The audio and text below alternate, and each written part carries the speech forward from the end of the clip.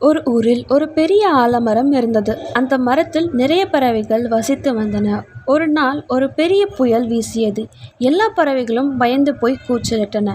ஆனால் ஒரு சின்ன குருவி மட்டும் அமைதியாக ஒரு கிளையில் உட்கார்ந்திருந்தது. மற்ற பறவைகள் அதை பார்த்து, "ஏன் நீ பயப்படல?" என்று கேட்டன.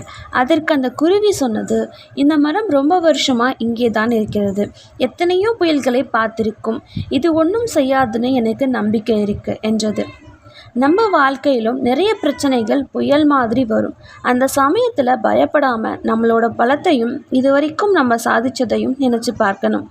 நம்பிக்கை தான் நம்ம அடுத்த கட்டத்துக்கு கொண்டு போகும். சின்ன குருவிக்கே இவ்வளவு நம்பிக்கை இருக்கும்போது நம்மளுக்கு ஏன் இருக்கக்கூடாது? முயற்சி பண்ணுங்க, கண்டிப்பாக ஜெயிப்பீங்க. சுய முன்னேற்றத்திற்கான ஒரு நிமிடம். ஒவ்வொரு நாளும் நீங்கள் கொஞ்சம் கொஞ்சமாக முன்னேறணும்னு நினைங்க.